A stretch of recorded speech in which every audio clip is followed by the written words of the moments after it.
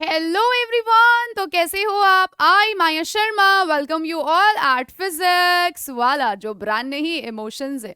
So my dear students, अगर बात की जाए बोर्ड्स की तो आप ऑलमोस्ट प्रिपेयर्ड हो, बट स्टिल अभी भी वो जो थोड़ा सा लास्ट मोमेंट का रामबाण ट्रिक है वो रह गया है।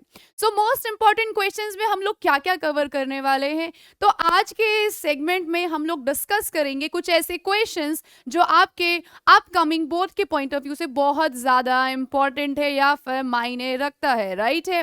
सो या है वी गो। सो आज जो हमारा सेगमेंट है, आज जो हमारा सीरीज है, इसमें हम लोग दो पोम्स के बारे में डिस्कस करेंगे क्लब करके। ये पोयम है भाई, dust of snow fire and ice, है ना। सो फर्स्ट फ्लाइट का ये पहला पोएम है जिसको लिखा है रॉबर्ट फ्रॉस्ट ने।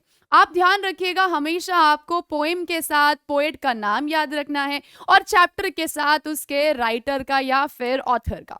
सो आज का जो हमारा दो पोएम है, इसको हम लोग किस तरह से इसके MIQ कवर करेंगे पहले वो समझ लेते हैं, फिर स्टार्ट करते हैं अपना ये क्वेश्चन आंसर का series, right. So dust of snow and fire and ice में सबसे ज्यादा मेजोरिटी क्या है मैम कि शायद से MCQ आ सकता है मैम। MCQ के अलावा शॉर्ट टाइप आंसर्स या फिर शॉर्ट टाइप क्वेश्चंस भी आ सकते हैं या फिर लॉन्ग टाइप क्वेश्चन आंसर्स। इतना क्लियर है आपको? तो आज इस सेगमेंट में हम लोग तीनों चीजों को साथ में ध्यान रखते हुए समझेंगे। अगर MCQ आ गया तो कैसे करना है, लॉन्ग टाइप क्वेश्चन आ गया तो कैसे करना है, और अगर शॉर्ट टाइप आ गया तो उसे कैसे एंटरटेन करना है, ताकि आपके हाथ में आपके वो मार्क्स आ जाए बिना किसी सिली मिस्टेक के। तो आइए स्टार्ट कर लेते हैं जल्दी से। सो अपना क्वेश्चन नंबर 1 है आपकी स्क्रीन पर, रीड द फॉलोइंग एक्सट्रैक्ट। अब यहाँ पे बेटा एक्सट्रैक्ट दिया हुआ है। Now you have to understand, extract मतलब होता है आपको थोड़ा सा 4 5 6 7 लाइनें दी होंगी, उसके बिहाफ पे आपसे क्वेश्चन किया जाएगा, राइट है। अगर आपको ये पूरी पोम समझ में आ गई है, अगर आपको इसका मतलब समझ में आ गया है, आपने इसका सिनॉप्सिस पढ़ लिया, थीम पढ़ लिया, क्वेश्चन आंसर्स पढ़ लिए, बट जब बात आएगी MIQ की इस चैप्टर के पॉइंट ऑफ व्यू से, तो आप ध्यान रखेंगे सबसे पहले हमारा दिमाग जाएगा MCQ पर, है कि नहीं। तो चलिए स्टार्ट कर लेते हैं। द वे अ क्रो, यानी जिस तरह से क्रो ने मेरे ऊपर वो शूक यानी हल्की सी उसकी वो जो डस्ट थी स्नो की, वो मेरे शोल्डर पे आ गिरी, है ना। It's not beat, it's not beat. The dust of snow, बहुत ही छोटा छोटा सा स्नो पार्टिकल, डस्ट छोटा छोटा सा था, और जब वो मेरे शोल्डर पे गिरी तो मुझे यानी रॉबर्ट फ्रॉस्ट को एहसास हुआ फ्रॉम अ हैमलॉक ट्री। वो जो क्रो है वो एक हैमलॉक ट्री, एक नेगेटिव एस्पेक्ट बताता है। हैमलॉक ट्री अपने आप में एक मान्यता है कि नेगेटिव एस्पेक्ट होता है। Has given my heart a change of mood and saved some part of my another day, जो मैं ऑलमोस्ट वेस्ट करने जा रहा था। र्यूड मतलब क्या होता है बेटा? पछतावा, पछतावा, ठीक है जी, यानी कि रिग्रेट करना। ठीक है बेटा, इतना क्लियर है। सो हेल्ड इन रिग्रेट। तो र्यूड का मतलब कई कई बार पूछ लिया जाता है कि यहाँ पे र्यूड से क्या समझते हैं, तो आपको इसका मीनिंग भी पता होना चाहिए। सो हेमलॉक ट्री जो है वैसे ही वो नेगेटिव का रोल प्ले करता है। कौवा काए काए करता है तो भाई वो भी नेगेटिव रोल प्ले करता है। तो अब आपको ये छोटी सी पोयम में समझ में आ गया कि कैसे एक कौवे ने हेमलॉक ट्री पे बैठकर उस हेमलॉक ट्री पे जो बने स्नो डस्ट थे या फिर जो स्नो था, वो सारी चीजों को हल्का सा ऐसे पुश किया और सडनली वो मेरे शोल्डर पे आ गिरा। और रॉबर्ट फ्रॉस्ट को ये फील हुआ कि यार मैंने आधा दिन तो रो धो के सैड होके बता दिया, पर इस अच्छे पॉजिटिव चीज की वजह से कि कैसे लाइफ में जो बुरा है वो चला जाएगा, अच्छा वक्त आ ही जाता है, इस सोच को उन्होंने चेंज कर दिया। इतना आपको समझ में आ गया? ये एक नेगेटिव रोल है, ये एक नेगेटिव एस्पेक्ट है, बट सडनली नेगेटिविटी से भी पॉजिटिविटी ढूंढने वाला अपना रॉबर्ट फ्रॉस्ट बता रहा है कि आधा दिन उसका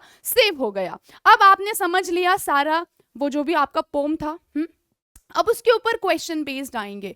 सो of the many symbols the hemlock tree represent, choose the one that Frost Drew upon in likelihood for this poem. Symbol of, अब क्या होगा बेटा, वैसे कहने को हेमलॉक ट्री एक नेगेटिव, हमारी जो अंधविश्वास है, हमारी जो मान्यता है, हमारा जो बिलीफ सिस्टम है, उसका मानना है बिल्ली चली गई तो हाय हाय आप शगुन हो गया, हेमलॉक ट्री नेगेटिव का, दिमाग का, शैतान का घर, या फिर कौवा काय काय करता है तो भी कुछ बुरा होने वाला होता है। पर हमारे रॉबर्ट फ्रॉस्ट ने यहाँ पर नेगेटिव को पॉजिटिव में कन्वर्ट करके हीलिंग की बात बताई है कि हेमलॉक ट्री से बैठकर उस कौवे ने वो जो डस्ट, स्नो ऑफ डस्ट छिड़का और जो वो मेरे ऊपर आया, उसने मुझे एहसास कराया कि कुछ भी गलत या सही, कुछ भी बुरा या अच्छा नहीं होता, ये सब आपकी माइंड गेम होती है। तो आपको इतना समझ में आ गया। लॉन्गेविटी बताई उसने, टुगेदरनेस यानी साथ रहने का बताया, या फिर प्रोटेक्शन की बात की। नहीं, उसने क्या किया, बैड मूड को किसमें हील कर दिया, बैड मूड को गुड मूड में हील किया है। यानी कि इसके बीच में आपको क्या समझ में आया, हीलिंग हुई है बुरी मेमोरी से निकलकर अच्छी मेमोरीज में जाने का। तो आपका राइट आंसर क्या हो जाएगा बच्चा, हीलिंग हो जाएगा। हेमलॉक ट्री जो इटसेल्फ में लोगों की मान्यता के हिसाब से नेगेटिव है, पर रॉबर्ट फ्रॉस्ट ने उस नेगेटिव से एक पॉजिटिव एस्पेक्ट देखा और अपने आप को बैड मूड से गुड मूड में कन्वर्ट कर दिया। सो आपका आंसर क्या हो गया, हीलिंग। ठीक है, हीलिंग हो गया। अगला क्वेश्चन देखते हैं बच्चे। Choose the option that list the possible feeling of the poet prior the experience shared in the pome. Reassured, thankful, disappointed, disheartened, curious, impulsive और demotivated। इसमें से which one is right? Which one is right? सबसे पहले वो disappointed थे, नाराज थे, हाय मेरा दिन चला गया, हाय स्नो की वजह से मैं कुछ कर नहीं पाया, मेरा दिन वेस्ट हो गया। बट फिर सडनली क्रो ने जब हेमलॉक ट्री पे बैठकर उनके ऊपर हल्के से वो डस्ट ऑफ स्नो गिराया, उनसे उनको रियलाइज हुआ, उनको र्यू हुआ, हेल्ड इन रिग्रेट कि हाय मैंने आधा दिन रो रो के बिता दिया, मैं चाहता तो मैं कुछ अच्छा कर सकता था। सो क्या हुआ, पहले डिसअपॉइंटमेंट हुई बेटा, ठीक है, उसके बाद दिस अपॉइंटमेंट के बाद उनको एक डिमोटिवेटेड सा फील हुआ और उसके बाद डिसहार्टेंड फील हुआ। So choose the option that list the possible feelings of the poet prior to experience shared in the poem. यानी कि वो बहुत ज्यादा अपसेट थे, ठीक है, डिसअपॉइंटेड, उसके बाद क्या हुआ, डिसहार्टेंड भी थे मैम, उसके बाद क्या हुआ, डिमोटिवेटेड भी थे कि हम बाहर इतना ठंडा है, हाय मेरा दिन खराब हो गया। तो आपका राइट आंसर आपने इस सीक्वेंस में समझना है, रीअश्योर्ड नहीं, थैंकफुल नहीं, इम्पल्सिव भी नहीं, क्यूरियस भी नहीं। तो आपका राइट आंसर क्या हो जाएगा, 2, 4 एंड 6। सो बेसिकली हमने फायर इसमें यही फील किया, इसमें हमने यही नोटिस किया डस्ट ऑफ स्नो में कि जो पोएट है रॉबर्ट फ्रॉस्ट है, उन्होंने ये पोएम में अपनी जो फीलिंग्स है उसे एक्सप्रेस किया हुआ है। आगे चलते हैं, identify the option that does not कहा है, use the word Drew correctly. यानी र्यू को एक्सप्लेन करने के लिए वो कौन सा ऑप्शन है जो डज नॉट लिखा। Identify the option does not use the word rue correctly. इनमें से वो कौन सा सेंटेंस है जिसने र्यू का यूसेज अच्छे ढंग से नहीं किया है। The film was a disaster, he rued his decision to act in it. नहीं, ये सही नहीं बैठ रहा है। र्यूड का मतलब क्या होता है, आप कहाँ आ जाते हो, पछताने में, आपको गिल्ट होता है, आपको रिग्रेट होता है, तो ये सही नहीं जा रहा है। आई am sure she rued the day, यानी उसने अपना दिन स्पॉइल कर दिया, उसको उसका रियलाइजेशन है क्या, तो यहाँ पे भी मुझे नहीं लगता है कि ये सही है। She listen to a fortune teller, इसका मतलब I am sure she rued the day she listen to fortune teller. नहीं, ऐसा नहीं, उसने अपना दिन बर्बाद कर दिया, हमारा र्यू का मतलब अलग है यहाँ पे। थर्ड देखते हैं, it was not long before I rued my disobedience and my deceit. यानी disobedience and my deceit, it was not long before I rued my disobedience and my deceit. अभी भी बहुत ज्यादा वक्त नहीं हुआ है मेरी मतलब ओबीडियंस मतलब आज्ञाकारी, आज्ञाकारी, जो बात नहीं मानता।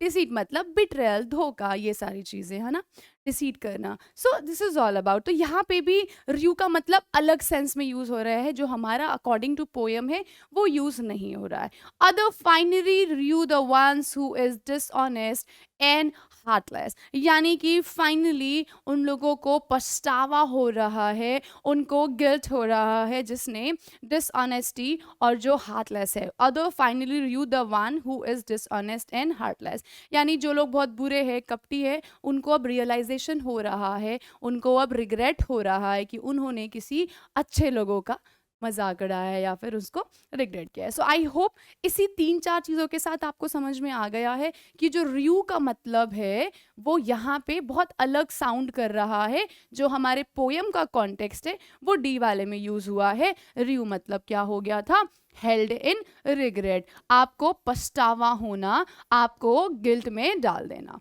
ठीक है बेटा, चलिए आगे देखते हैं। सिनेडॉक is a poetic device that uses a part to represent the whole, यानी कि पूरा एक sum up में समझा देना। That's a great set of wheels. Set of wheels has been used for car. Pick an example of synecdoche from the poem.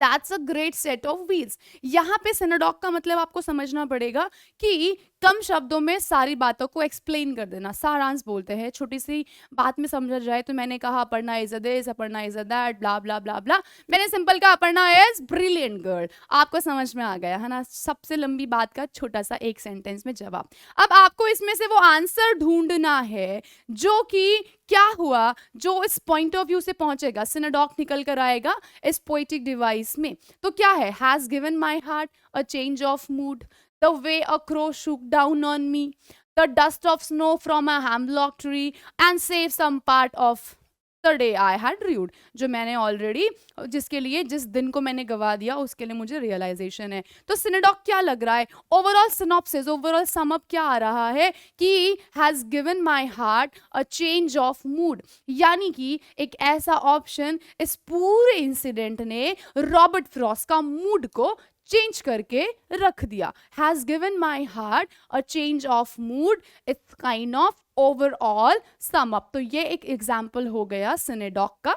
सिनेडॉक का मतलब होता है कि एक ऐसी लाइन में आपको पूरा पोम समझ में आ जाए। So a change of mood is the right answer, I guess, है ना? ठीक है, दे वे अ क्रो तो एक सेंटेंस हो गया, इसमें पूरा समरी निकल कर नहीं आ रहा है, इसमें पूरा भाव निकल कर नहीं आ रहा है। सिंपल सी बात है, has given my heart change of mood, इसमें आपको पूरा सम अप आ गया कि पूरी पोयम में हुआ क्या था। ठीक है, रॉबर्ट फ्रॉस्ट कहना क्या चाहते हैं। Choose the option showing the reason not corresponding with a crow shook down on me the dust of snow. Choose the option showing the reason not corresponding with a crow shook down on me the dust of snow. तो क्या हुआ? The crows landing on the branch of the tree, the shivering of crow due to the cold, the readjustment of position of the crow on the branch, या फिर the cawing of the crow hidden in the foliage. इसका मतलब ये हुआ, इसमें से ये वाला जो रीजन है ये थोड़ा सा एब्रप्ट है। Choose the option showing the not considering, not कहा गया है तो ये वाला तो बिल्कुल भी एक्सेप्टेबल नहीं है। ये वाला हो सकता है जो क्रो है वो उड़कर एक ब्रांच में जाके बैठ गया, उसके बाद वो ऐसे कांप रहा है, उसके बाद वो एडजस्टमेंट के चक्कर में थोड़ा इधर उधर मूव होता है तो जो वहाँ पे स्नो का डस्ट होता है वो नीचे गिर जाता है उसके उस एडजस्टमेंट से। तो ये तीनों तो सही हो गए। ये हो गया नॉट कंसिडरेबल, यानी कि ये सब्स्टिट्यूट नहीं हो सकता है the cawing of crow hidden in the foliage, यानी कि क्या ऐसा, इसकी वजह से तो ये रीजन नहीं है। आगे बढ़ेंगे बेटा, आगे देखिएगा, सेकंड नंबर क्वेश्चन है, read the following extract and answer the questions, complete the sentences that follow. अब ये सेकंड भी ऐसा भी आ सकता है, the way crow shook down on me the dust of snow, the dust of snow. ठीक है बेटा, क्लियर है? ओके जी। So the dust of snow from a hemlock tree. अब इस वाले में सिर्फ 4 लाइन पिक की है, अब आपको इसमें से आंसर करना है। जिस तरह से वो कौए ने मेरे ऊपर वो स्नो का डस्ट गिराया उसने, वो भी हेमलॉक ट्री पर बैठकर। इतना लाइन आया हुआ है। अब देखते हैं इससे क्या क्वेश्चंस आए हुए हैं। Who shook down the hemlock tree? Hemlock tree पर बैठकर किसने ऐसे शेक शेक किया, हल्की हल्की एडजस्टमेंट की? तो ऑब्वियस सी बात है, आपका आंसर क्या होगा भाई? बिना सोचे आपको मिल गया आंसर, क्रो होगा मैम। कुकू, क्रो, माइना, पैरट। अच्छा ये मैना है ना? मैना, कुकू, क्रो। तो आपको पता ही है कौन था? पूरी कहानी में क्रो ही तो है, पूरी पोयम में क्रो ही तो क्रो मचा रहा है, काऊ काऊ काऊ, है ना? तो the right answer is crow. जो क्रो है वो हेमलॉक ट्री पर बैठकर थोड़ा एडजस्ट हुआ और उसने वहां से वो डस्ट ऑफ स्नो नीचे गिराया, जो सीधा गिरा अपने रॉबर्ट फ्रॉस्ट के शोल्डर पे। चले अगला क्वेश्चन देखिए। Which tree did the crow shake? कौन सी ट्री पर बैठकर वो शेक शेक, वो थोड़ा मूवमेंट हिल रहा था, इधर उधर एडजस्ट हो रहा था, ठंडी के मारे कांप रहा था। तो वो है banyan tree, mango tree, oak tree या फिर हेमलॉक ट्री। हेमलॉक ट्री है। हेमलॉक ट्री वो ट्री है जिस पे अपना कौवा बैठकर थोड़ी एडजस्टमेंट कर रहा था, ठंडी के मारे शिवर कर रहा था, और उसी बीच उसने वो जो डस्ट ऑफ स्नो है वो वहां से नीचे गिराया। उसने देखा नहीं कि नीचे कोई पर्सन है या क्या है ना, वो तो ऐसे हो गया बस। What fell on the poet? जो रॉबर्ट फ्रॉस्ट है, रॉबर्ट फ्रॉस्ट के ऊपर क्या आ गिरा? तो रॉबर्ट फ्रॉस्ट के ऊपर dust of snow, dust of snow आके गिरी। डस्ट ऑफ स्नो, ठीक है बेटा, डस्ट ऑफ स्नो, नाम ही वही है तो डस्ट ऑफ स्नो है ना, पोयम का नाम ही वही है। तो डस्ट ऑफ स्नो ढूंढिए कहाँ पे है डस्ट ऑफ स्नो, ये रहा, B is the right answer. आगे बढ़ेंगे भाई। Earlier the poet was in dash mood. पहले कैसे मूड में था? यार दिन खराब हो गया। सैड मोड में था ना, ग्लूमी मूड में था। हैप्पी मतलब खुश, प्लेजेंट मतलब अच्छा, ग्लूमी मतलब उदास, एंड गुड मतलब भी अच्छा अच्छा मूड। तो ये हो जाएगा बैड मूड में। तो आपका आंसर क्या हो गया? ग्लूमी, यानी बैड मूड में था। जब वो निकला घर से, जब वो निकला बाहर, तब उसका मूड ऑफ था। इस प्रक्रिया होने से पहले he was in bad mood. तो आपका आंसर क्या आ जाएगा? इन ग्लूमी मूड, सैड मोड में था, बैड मोड में था। आप यहाँ पे सैड बैड में लिख सकते हैं, कोई इश्यूज नहीं है। अगर ऑप्शन में सैड बैड भी आएगा, ग्लूमी भी आएगा, अपसेट भी आएगा, तो आप उसको चूज कर सकते हो। ठीक है, चले आगे चलते हैं। What is the rhyme scheme of the pome? अब पूरे पोएम का नहीं लिखना है बेटा, ये जो 4 लाइनें दी हुई है यहाँ पे, ये जो 4 लाइनें दी हुई है इसके बिहाफ पे लिखना है। क्रो, मी, स्नो, ट्री। आपको पता होगा राइम क्या होता है। राइम जो आपकी पोयम को रिदम देता हो, बैलेंस करता हो, है ना, सुर देता हो, ताल देता हो। सो सबसे पहले किसी भी लाइन का लास्ट पोयम उठा लीजिए। मान लीजिए ये रहा क्रो, इसको नाम दे दिया ए। अगला लाइन उठाया, उसका लास्ट वर्ड था मी। क्रोमी, क्रोमी अलग अलग है, सो हमने कहा नहीं मैम ये तो अलग है, इसको दे दिया बी। फिर अगला आया स्नो, आपने कहा ma'am crow snow same same, crow crow, snow snow, so आपने कहा फाइन है। And then again me, tree, tree me, sound को एम्फोसाइज करना है। सो यहाँ पे क्या बन गया आपका? ए बी, राइट, ये आपका बन गया राइम। अब ये वाला क्वेश्चन भी आपका हो गया सॉल्व बहुत इजीली, बिना एफर्ट्स के। क्या है? A B. तो ये रहा मैम आंसर। है कोई डिफिकल्टी? मिल गए ना 10 मार्क्स इजीली। ठीक है, चलिए अब आगे देखते हैं। अब थर्ड वन है, read the following extract and answer the questions. Complete कीजिएगा इसको भी, ऐसे बाकी के 4 आ गए अब, है ना। Has given my heart a change of mood, synecdoche. पूरी पोयम का समरी आ गया इस 2 लाइन में। And saved some part of a day I had rued, और मेरा जो बचा हुआ बाकी दिन था, वो इस इंसिडेंट ने मेरा जो दिन है वो बचा लिया, है ना। मुझे गिल्ट में डाल दिया, हाय मैंने आधा दिन काय को वेस्ट कर दिया, क्यों वेस्ट कर दिया। ठीक है, चले अब इसके क्वेश्चंस देख लेते हैं जल्दी से। What was the effect of the fall of the dust of snow on the poem? यानी कि इस पोएम में पोएट के ऊपर वो जो डस्ट ऑफ स्नो आकर गिरी, उसने क्या बदलाव ला दिए? तो मैं आपको काफी बार रिपीट कर चुकी हूँ।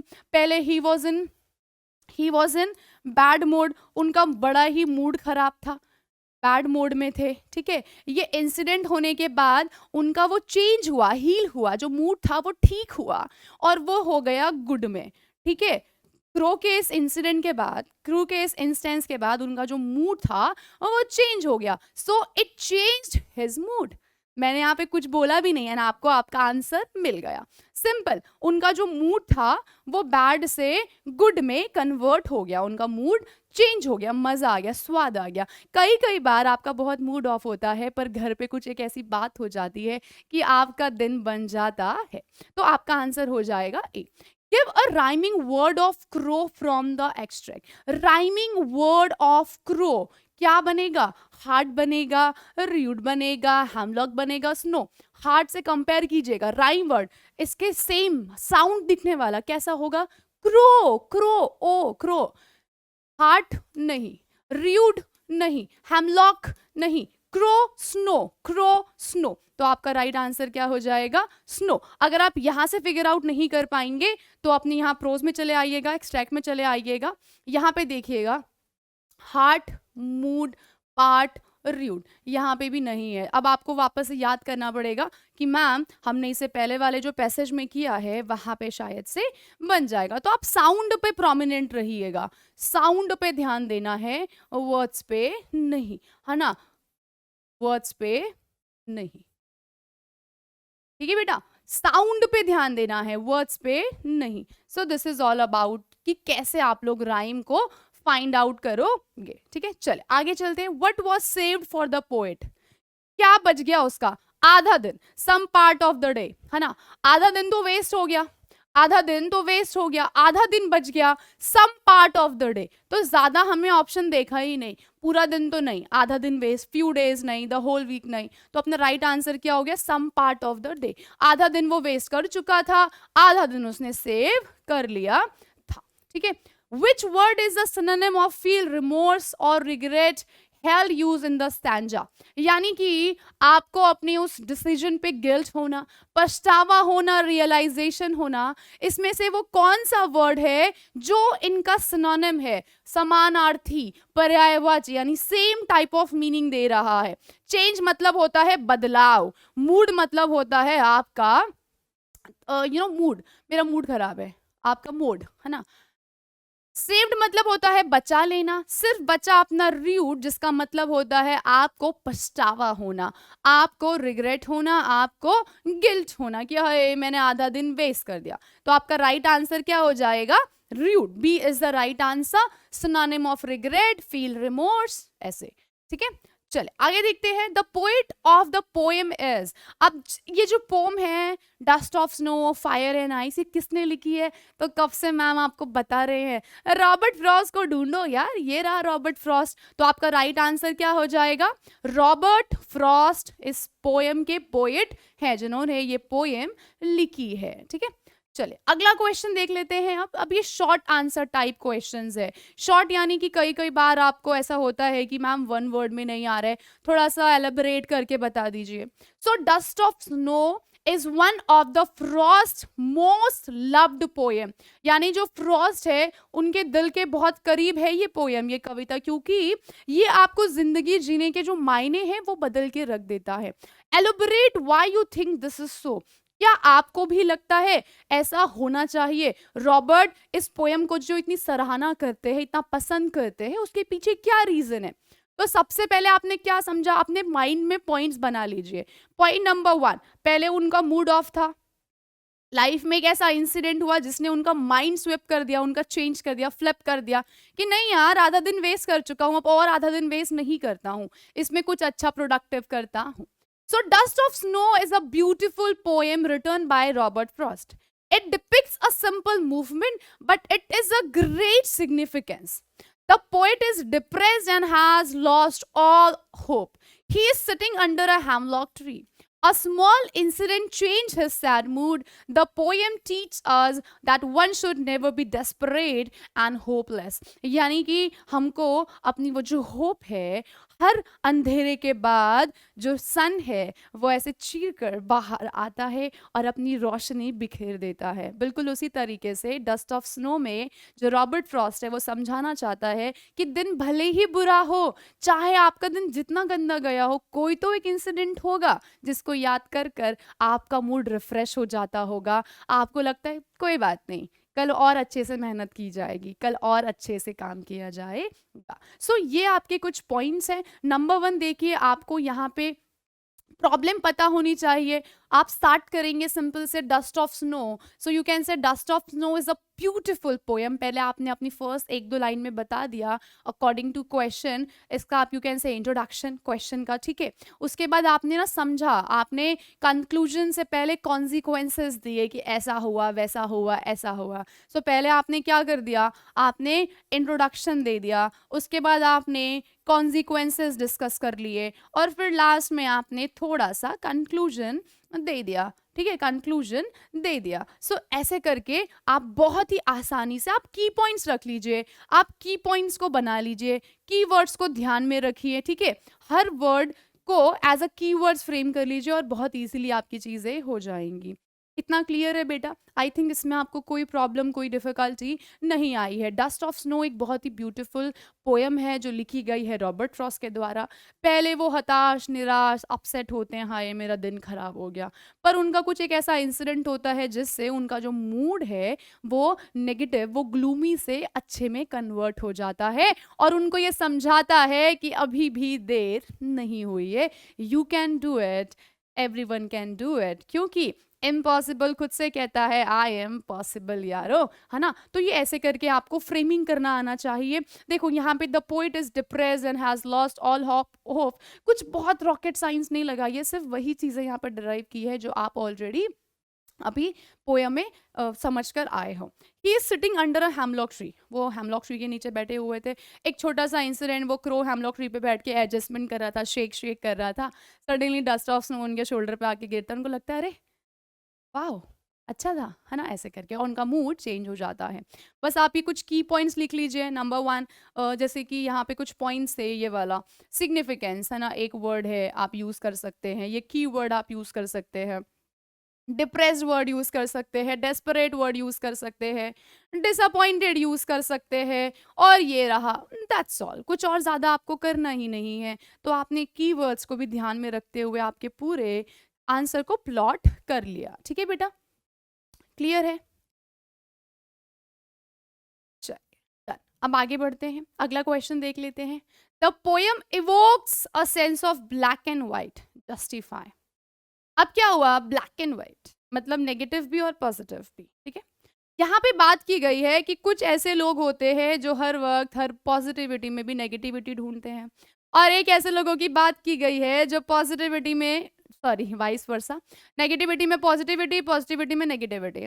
अपना पोएट है, पहले वो नेगेटिव उदास बैठा हुआ था, हाय, और फिर सडनली कुछ ऐसा हुआ कि उसने कहा नहीं मेरा आधा दिन तो बचा है ना, इसमें भी मैं रॉक कर सकता हूँ, इसमें भी मैं अपनी बोर्ड्स के लिए प्रिपरेशन कर सकता हूँ, 3 महीने बहुत है। माना मैंने सारा 6 महीना वेस्ट कर दिया, 7 महीना वेस्ट कर दिया, but still I have time, मेरे हाथ में अभी भी वक्त बचा है, 3 महीने बहुत होते हैं। अगर आप 3 महीने भी सीरियसली पढ़ाई करेंगे तो इट्स इनफ। तो वही सेम चीज क्या था, the poem evokes a sense of black and white. कैसे वो नेगेटिव से पॉजिटिव में कन्वर्ट हो गए, कैसे एक नेगेटिव एनर्जी से पॉजिटिव एनर्जी में वो अपने आप तब्दील हो गए। The setting of the poem is, ये जो सेटिंग है ये almost contrast of black and white जैसा है। ब्लैक एंड व्हाइट, काला मतलब क्या होता है, नेगेटिव, हमारी इमेज है ना सेट हुई है, काला इज डल और नेगेटिव एनर्जी ये सब, और वाइट मतलब शांति, प्योरिटी, पीसफुल, है ना, ऐसे। तो यहाँ पे भी while the surrounding of the poet is set in white with everything covered in snow, तो जो भी सिनारियो था वो हर जगह snow snow snow snow snow snow है। अब ब्लैक क्रो, अब ब्लैक क्रो कैसे, जो हमारा पोएट है वो बैठा तो वाइट कलर के बैकग्राउंड यानी कि आसपास जो उसका एटमॉस्फेयर है वो बिल्कुल सफेद सफेद सफेद सफेद है, पर तब भी वो अपसेट है, तब भी वो निराश है। फिर सडनली एक बुरा माने जाना वाला काला कौवा आता है, हेमलॉक ट्री पे बैठता है, हल्का सा हिलता है तो वो जो डस्ट ऑफ स्नो है वो गिर आता है नीचे। एक काले क्रो ने एक सफेद हर तरफ एटमॉस्फेयर में एक तब्दील की, एक चेंजेस की, और वो क्या थी, नेगेटिव से पॉजिटिव। तो यहाँ पे एक आयरनी बताई गई है कि जगह से, चीज़ों से फ़र्क नहीं पड़ता। अगर आपको अपना माइंड सेट सही रखना है तो कैसी भी परिस्थिति हो, कैसा भी सिचुएशन हो, सिखाने वाले की कोई उम्र नहीं होती और सीखने वाले की भी कोई उम्र नहीं होती। बस आपके अंदर वो एक डेस्परेशन होना चाहिए किसी चीज़ को लर्न करने का। अ black cross appears in contrast of it. Also the poet's heart is filled with darkness, that is thought of sadness, disappointment, which later changed into that the hope of an optimism, evoking the sense of black and white. यानी कि अगर मैं बात करूं तो black यहाँ पे crow की बात की गई है, ठीक है, और जो मैं बात करूं वाइट की तो जो बाहर का एटमॉस्फेयर है, जो बैकग्राउंड है वहां पर, उसकी बात की गई है, जो आसपास का सिनारियो है वो कैसा है, वाइट है। तो लोगों का मानना है ना कि वाइट मतलब अच्छा होता है, ब्लैक मतलब अपशगुन होता है, हाय ब्लैक कपड़े पहन के नहीं जाने, और ये सारी चीज़ें। तो यहाँ पे जो इनकी माइंड गेम थी, इनका जो ओपिनियन था कि कैसे पोएट मन ही मन में अपने आप को बहुत ज़्यादा डाकन कर चुके थे, अपसेट हो चुके थे, निराश हो चुके थे, उनके उस मूड को चेंज करने वाला एक काला कौआ था।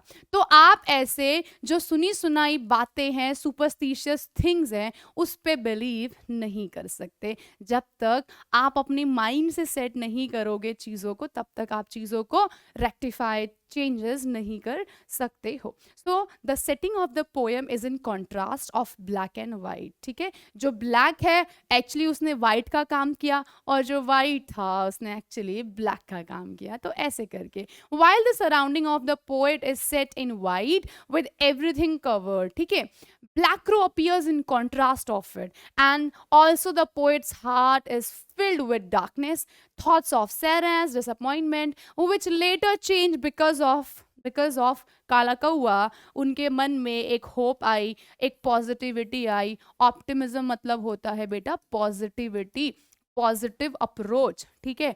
हर गलत चीज पे आप पॉजिटिव अप्रोच रखें, उसको हम लोग बोलते हैं ऑप्टिमिज्म, हर चीज में पॉजिटिविटी ढूंढने वाला।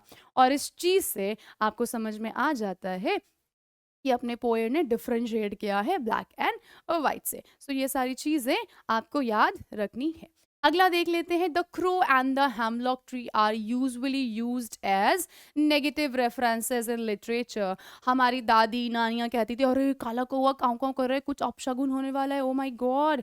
हेमलॉक ट्री इटसेल्फ में एक नेगेटिव है ना, थोड़ा बुरा मानते हैं, है ना, उसको अच्छा नहीं मानते हैं। अब उसके लिए देखिए क्या था, how is this different in this poem. इस पोएम में इन दोनों की इमेज को सुधारा गया है, इन दोनों की इमेज को एक अलग अंदाज से पेश किया गया है। The crow and the hemlock tree are used as a negative means to demonstrate the mood of the poet. ये दोनों ही वो ऑब्जेक्ट है जिसने अपने रॉबर्ट फ्रॉस्ट के मूड को नेगेटिव से पॉजिटिव में कन्वर्ट कर दिया। तो कैसे हुआ ये नेगेटिव, हो गया ना ये पॉजिटिव। तो रॉबर्ट फ्रॉस्ट के हिसाब से लोगों का मानना है कि हेमलॉक ट्री और जो क्रो है वो इटसेल्फ में नेगेटिविटी स्प्रेड करता है, पर यहाँ पे फ्रॉस्ट ने इसको अलग तरीके से सिंबलाइज किया है। Often the crow is symbol of ill omen, है ना, बुरी आत्मा, बुरी साया, बुरी संगत, बुरी नज़र, ये सबका जनरली है। और जो हेमलॉक ट्री है वो एक तरह से पॉइजनस, जहरीला होता है। तो दोनों ही चीज़ें ली है जिसका मीनिंग बहुत नेगेटिव होता है, but the poet used them beautifully to portray the fact that inauspicious things too can bring joy and happiness. Inauspicious यानी unwanted, जिसकी रिक्वायरमेंट नहीं है। कई बार हम ऐसा बोलते हैं कि बिल्ली रास्ता काट गई, आप एकदम से स्पीड ब्रेक रोक देते हो। आप सुनो, आप समझो, आपकी जो वो स्पीड चली आ रही थी वो एक संकट लेकर आ रही थी, पर बिल्ली ने रास्ता काटा तो वो जो आपका संकट था वो थम गया, वो रुक गया। आप इसे ऐसे क्यों नहीं देखते। तो वैसे ही पोएट ने यहाँ पे बोला है कि हेमलॉक ट्री और जो क्रो लोगों की मान्यता के हिसाब से नेगेटिव है। इल ओमेन मतलब बुरी आत्मा, बुरा साया, बुरा सपना, और जो हेमलॉक ट्री है वो जहरीला होता है। इन दोनों को ही हटाकर उसने एक पॉजिटिविटी देने की कोशिश की है और समझाया है कई बार बुरे लोग भी, बुरी चीज़ें भी आपको अच्छा ज्ञान देकर चली जाती है। आपको सिर्फ अपनी आईज ओपन रखनी होती है। जॉय मतलब होती है खुशी, हैप्पीनेस मतलब भी होता है खुशी। So this is all you have to frame your answer. बहुत इजी बीजी है बेटा, ठीक है। मैं यहाँ पे आपको ये जो की पॉइंट्स हैं आप ये याद रखिएगा, ठीक है। ओके, हेमलॉक ट्री और ये पॉइजनस है तो मैं इसको सर्कल कर देती हूँ। जो आपको बेसिकली याद रखने की चीज़ है वो आप ये याद रख लीजिएगा। तो ऐसे करके आपको आराम से आपको मार्क्स मिल जाने वाले हैं। आगे चलते हैं। In the poem dust of snow how does the poet's mood get change. Dust of snow में उनका जो मूड था वो कैसे चेंज हो गया, कैसे चेंज हो गया। So while sitting under a tree, जब वो ट्री के नीचे, हेमलॉक ट्री के नीचे बैठे हुए थे, dust of snow falls from a poisonous hemlock tree. जब वो हेमलॉक ट्री के नीचे बैठे थे उदास, सडनली एक ऐसा इंसिडेंट हुआ जिसने उनके मूड को बदल दिया। A seemingly upsetting incident proved a blessing in disguise for the poet. Disguise मतलब क्या होता है बेटा? कामोफ्लेज, भेष बदलने वाला, रंग चेंज करने वाला। डिस्गाइज यानी नेगेटिव से पॉजिटिव का चोला पहनकर लेकर आने वाला। ये तो एक छोटू सा आपको एग्जाम्पल दे दिया है। अब यहाँ पे थोड़ा सा डिटेल्ड आंसर दिया हुआ है, ये भी देख लेते हैं। While sitting under a tree dust of snow falls on the poet. जब कवि उस हेमलॉक ट्री के नीचे बैठे हुए थे, थोड़े उदास थे, परेशान थे, कोस रहे थे, अरे मेरा दिन खराब हो गया, तभी अचानक से उनके शोल्डर पे एक डस्ट ऑफ स्नो आ गिरा जिसने उनके मूड को बिल्कुल बदल कर रख दिया। He realizes that he has just wasted a part of his repenting, rather he could have utilized the same in doing some productive activity.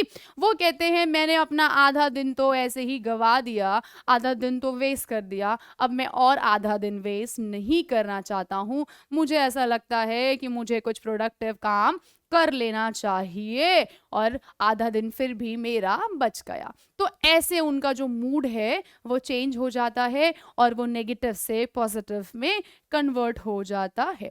आप इसको डिटेल में भी फॉर्म कर सकते हो। आप इसको अगर ये 3 मार्क्स का आता है तो आप इतना लिख दीजिए, 2 मार्क्स का आता है तो आप इतना लिख दीजिए, इतना भी चलेगा, कोई प्रॉब्लम नहीं है। सो this is all about the thing, है ना? समझ में आ रहा है बेटा? कोई प्रॉब्लम तो नहीं है? कैसे मूड चेंज हुआ जब वो ट्री के नीचे बैठे हुए थे, ऊपर से कौवे ने ऐसे चिक चिक चिक हिली और वो डस्ट ऑफ स्नो उनके ऊपर आके गिर गया। उनको लगा यार मेरा आधा दिन वेस्ट हो गया, ओ मैं इसको कुछ इसको अच्छा कर सकता था, ऐसे करके। और फिर उनको रियलाइज हुआ कि काश he could have utilize the same in doing some productive activity. जो आधा दिन बीत गया, चलो बीत गया, अब मैं उसके बारे में सोच कर रोता नहीं, उदास नहीं होता। बाकी जो मेरा बचा हुआ दिन है मैं उसको ठीक कर लेता हूँ, मैं उसको ठीक कर लेता हूँ। ठीक है बेटा? आ रहा है समझ में? क्लियर है ना? ठीक है, ओके, ठीक है। अगेन आपको लग रहा होगा रिपेंटिंग मतलब क्या होता है, तो यहाँ पे ये सिनोनिम ऑफ रियू है, पछतावा होना, ठीक है, रिग्रेट होना, मतलब आधा दिन वेस्ट हो गया उसके लिए रोना बैठ के। आगे देखिए, what is the underlying message for ours in our hectic life, reference to the poem dust of snow. ठीक है, ये 2016-17 में पूछा हुआ क्वेश्चन है।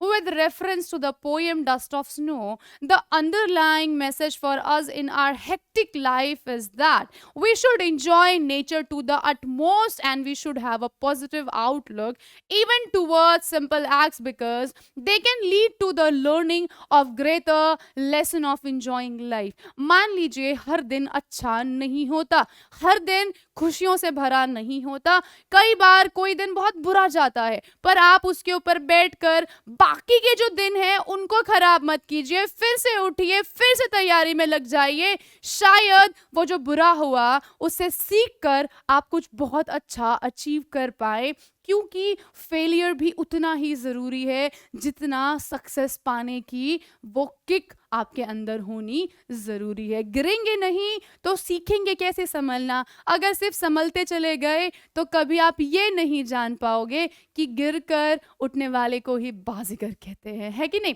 तो ऐसे ही यहाँ पे जो डस्ट ऑफ स्नो का पोयम है वो समझाना चाहता है कि आपको एक्सेप्टेंस रखनी चाहिए, आपको हर चीज के लिए एक्सेप्टेंस रखना चाहिए। जो सच होता है वो कड़वा होता है, झूठ के पांव हाथ नहीं होते, वो कहीं से भी उड़ाता है। पर सच, अगर आप सच को एक्सेप्ट करोगे, आप उसके साथ जीना सीख लोगे, तो आप लाइफ में बहुत आगे तक जाओगे। तो यहाँ पे वही चीजें हाईलाइट की गई हैं। उसने कहा है कि we should enjoy nature of the utmost. जो भी हो रहा है, अच्छा है, बुरा है, बहुत अच्छा है, बहुत बुरा है, ये सब एक्सेप्ट कीजिए। ये आपके साथ होना ही है, आप इसको चेंज नहीं कर सकते। बस आप उस नेगेटिव दिन उनसे भी कुछ अच्छी बातें सीख लीजिए तो सब कुछ सॉर्ट हो जाएगा। ठीक है बेटा, तो दिस इज ऑल अबाउट, ठीक है, इसमें आई थिंक कोई डिफिकल्ट वर्ड नहीं है।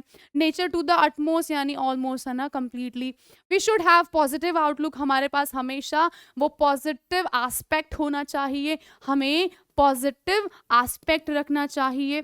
ठीक है, पॉजिटिव एस्पेक्ट रखना चाहिए। मान लीजिए आपके प्री बोर्ड्स में आपका अच्छा नहीं गया, अब आप कहोगे नहीं मुझे करना ही नहीं है, मुझसे नहीं होगा, ऐसा नहीं, आप कहिए कि नहीं यार इस बार नहीं हुआ तो अगली बार होगा। ये पॉजिटिव एटीट्यूड रखना है, यही हमें रॉबर्ट फ्रॉस्ट कहना चाहता है अपने इस पोयम के through. Long answer type questions है अब इसी चैप्टर का, ये देख लीजिए, ये 6 मार्क्स में आता है या फिर कभी कभी 4 मार्क्स से ऊपर, 5 मार्क्स से ऊपर आता है। As a crew, you feel highly injured by the incorrect perception humans have about your species. अब क्रो को बड़ा ही बुरा लग रहा है कि अरे मुझे आप ऐसे बैड ओमेन मानते हो, आप मुझे अपशगुन मानते हो, क्यों भाई, मैंने क्या बिगाड़ा है आपका। ठीक है, imagine yourself to be a crow and write your opinion about the prejudice यानी कि बायस्ड। आप इन्फ्लुएंस्ड है इस सोच से, इस बनाई गई मनगढ़ंत बातों से कि बिल्ली ने रास्ता काटा गलत हो गया और छींक दिया, ओए होए अब तो बुरा हो जाएगा। अब आपको यहाँ पे गैस करना है, आप एक क्रो है और बीइंग अ क्रो अब आप इस चीज को कैसे, इस स्टीरियोटाइप यानी एक ऑर्थोडॉक्स ये स्टीरियोटाइप मेंटालिटी, लड़कियां जॉब नहीं करती, लड़के घर संभालते नहीं है, ये सारी स्टीरियोटाइप की जो मेंटालिटी है, आखिर क्यों लोगों ने ये प्रथा को कंटिन्यू किया है, इस कल्चर को कंटिन्यू किया है कि जो काला कौवा होता है वो अपशगुन का रूप होता है, उसे अपशगुन माना जाता है। सो अब यहाँ पे आपको वो जो उनकी बायस्ड बिहेवियर है, प्रिजुडाइज यानी प्रिजुडाइज मतलब होता है किसी एक व्यक्ति के लिए ये धारणा बना लेना, ये बुरा है, ये अच्छा है, ये अच्छा है, ये बुरा है, ये आपने क्यों बनाया है। जब तक आप उस क्रो को पर्सनली जानते नहीं हो तब तक आप किसी के लिए परसेप्शन कैसे बना सकते हो, है ना। तो अब आपको यहाँ पे इमेजिन करना है खुद को कि आप एक क्रो हो और आप लोगों के इस बायर्स यानी कि इन्फ्लुएंस्ड ओपिनियन से पिस्ड ऑफ हो। Make a case for breaking stereotype, ये 6 मार्क्स में आता है। ऐसे क्वेश्चंस में बच्चे थोड़ा सा पैनिक कर जाते हैं, पर आप टेंशन मत लीजिए, आपको सिचुएशन समझ में आ गई है। As a crow you feel highly injured, आपको ये मानसिकता से बड़ी तकलीफ हुई है कि यार ये जो ह्यूमंस है ये आखिर क्यों मुझसे ऐसे चिढ़ते हैं, जलते हैं, जेलस फील करते हैं, आखिर मुझे क्यों बुरा भला बोलते हैं, मैंने तो इनका कुछ बिगाड़ा भी नहीं है। अब आपको इमेजिन करना है कि आप वही क्रो हो और आप इस ओपिनियन के बारे में लिखिए जो लोगों ने इतने लंबे टाइम से अपने दिमाग में भर के रखी हुई है। काला कौवा अपशगुन होता है, हम लोग जहरीला होता है, बिल्ली काट दे रास्ता तो काम नहीं होते, कोई छींक दे निकलते वक्त तो रुक जाना चाहिए, ऐसी वाली जो भी धारणाएं हैं ये कैसे गलत है। तो make a case of breaking stereotype, इस चीज को गलत प्रूफ करना है आपको अपने ओपिनियन से, आपको कहना है कि ऐसा नहीं होता है।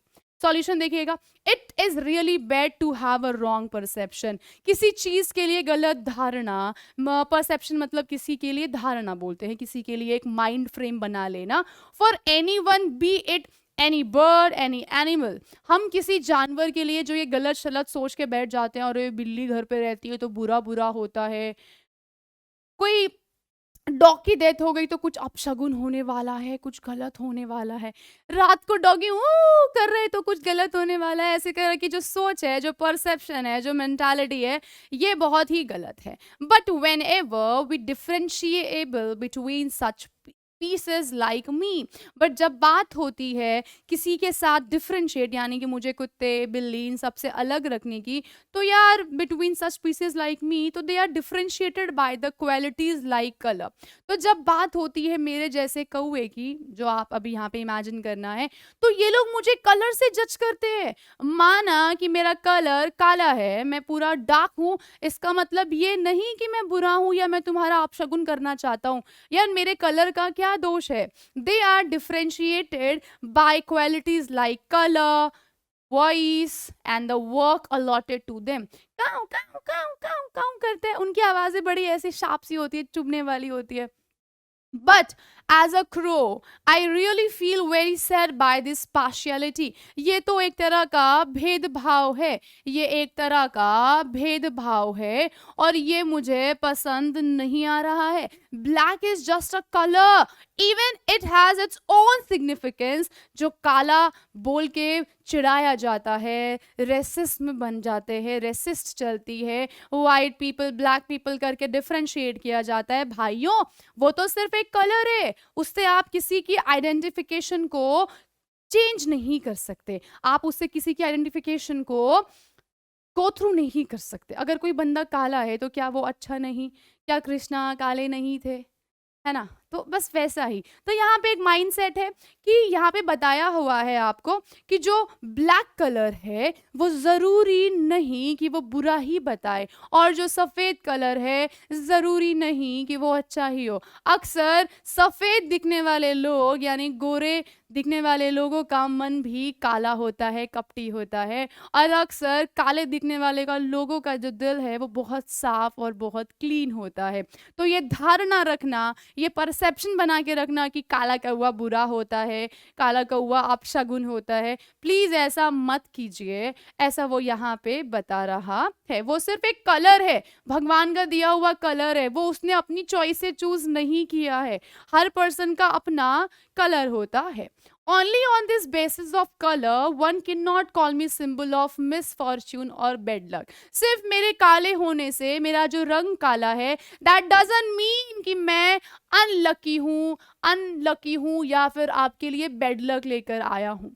My black colour is by birth, मेरे को भगवान ने ही ये कलर दिया है, मैं अपनी चॉइस से नहीं बॉर्न हुआ हूँ। It is really rare and unique. बहुत कम बर्ड्स है जो प्योरली ब्लैक कलर में आते हैं।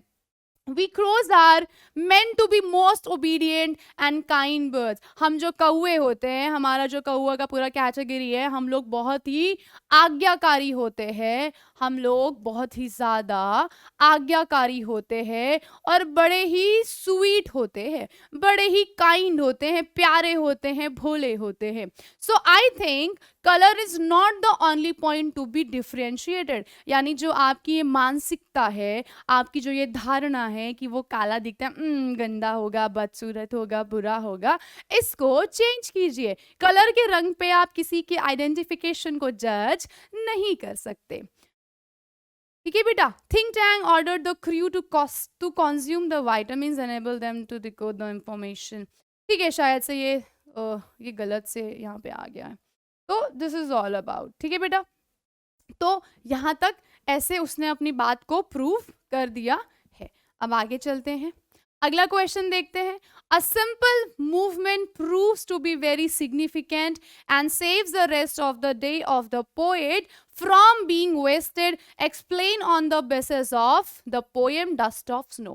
ये एक और पॉइंट है यहाँ पे, नथिंग इज गुड और बैड। यहाँ पे कुछ हिंट्स दिए हुए हैं, आपको कुछ पॉइंट वाइज बातें बताई गई है। A simple movement proves to be very significant and saves the rest of the day of the poet from being wasted. यानी कि कोई एक ऐसा मूवमेंट हुआ जिसने पोएट का बाकी बचा हुआ जो दिन है वो बचा लिया, वो सेव कर लिया।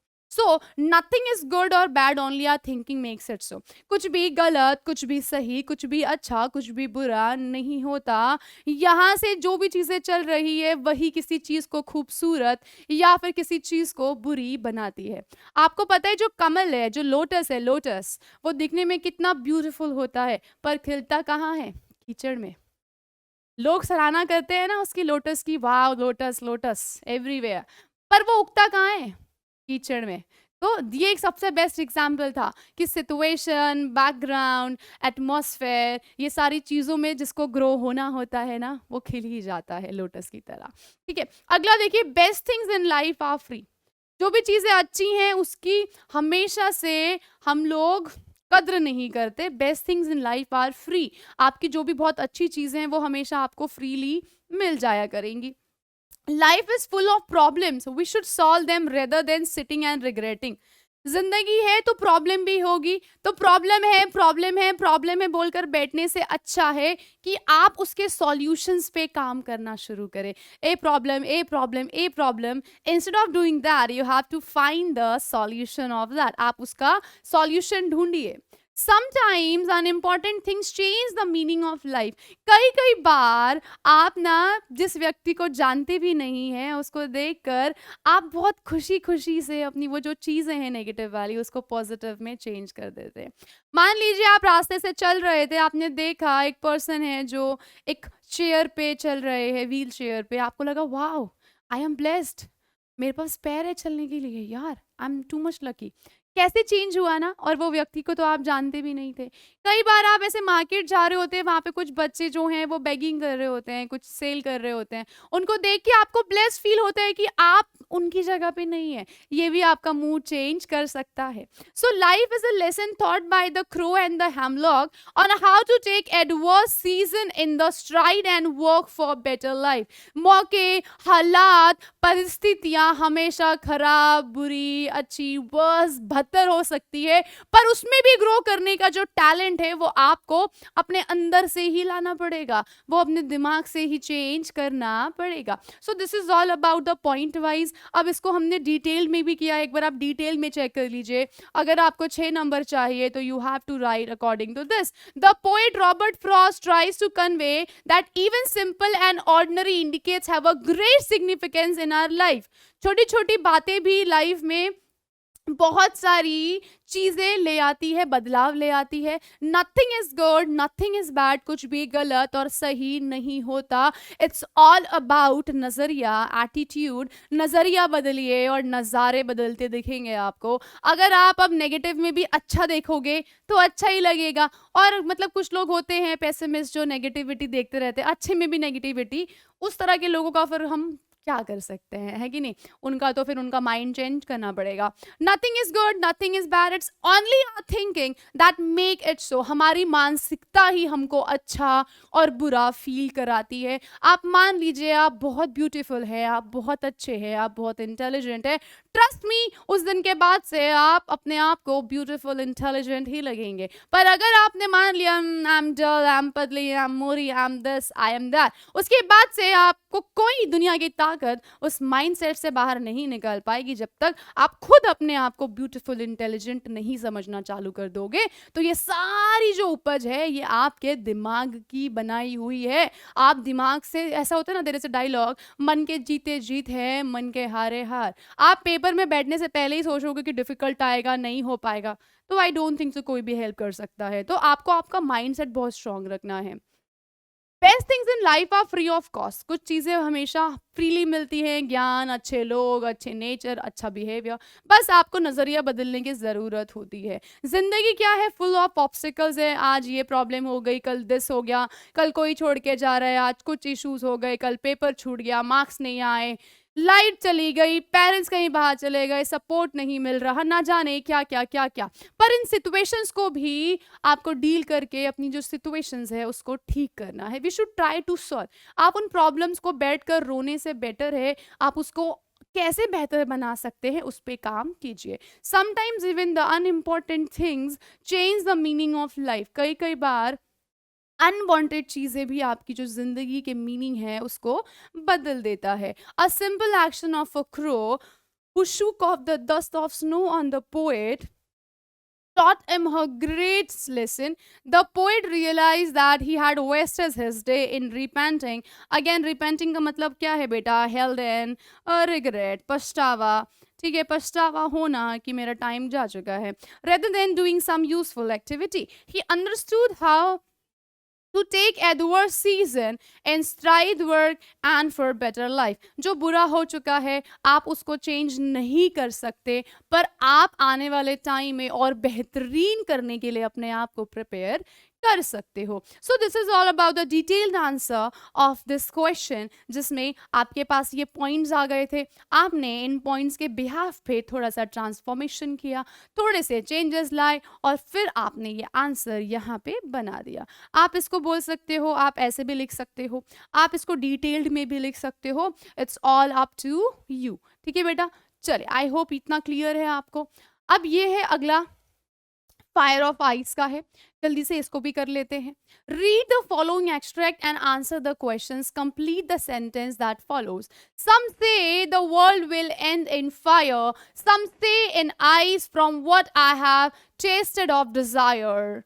I hope with those who favor fire. But if it had to perish twice, I think I know enough of hate to say that for destruction is. Okay, after that, it's also great and would suffice. इसमें क्या समझ में आया आपको? इसमें simply आपको ये समझ में आ रहा है कि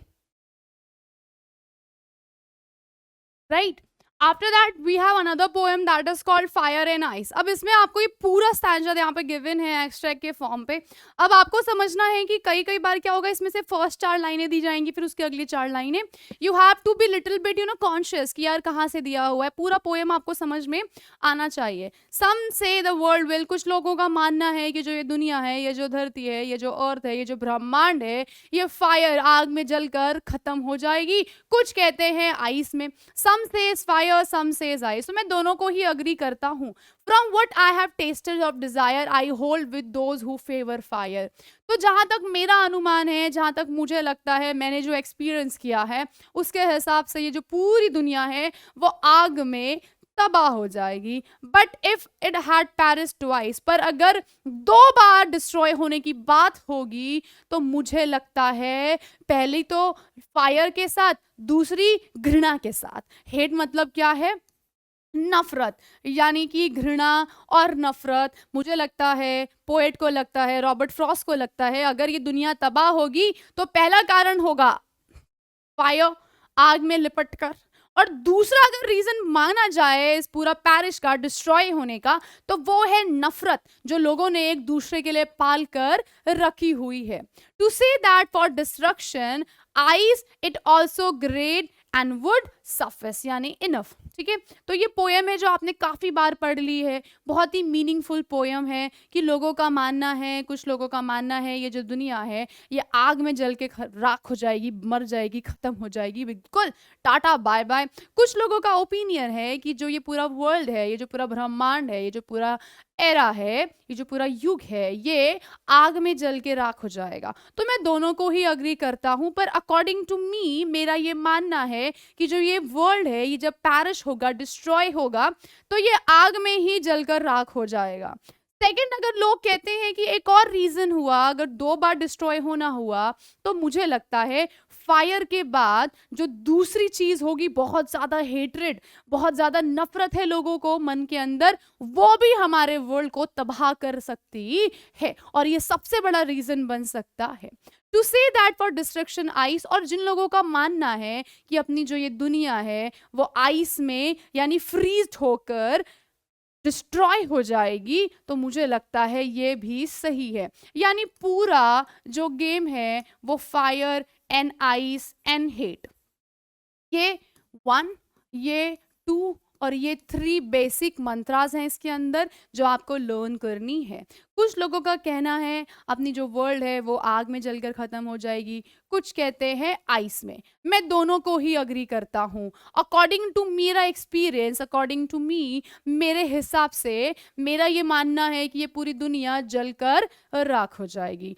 पर अगर इसको 2 बार डिस्ट्रॉय होना हुआ, एक बार फिर दूसरी बार अगेन, तो मेरा ये मानना है कि ये जो दुनिया है ये एक दूसरे से नफरत कर कर ही बर्बाद हो जाएगी, खत्म हो जाएगी.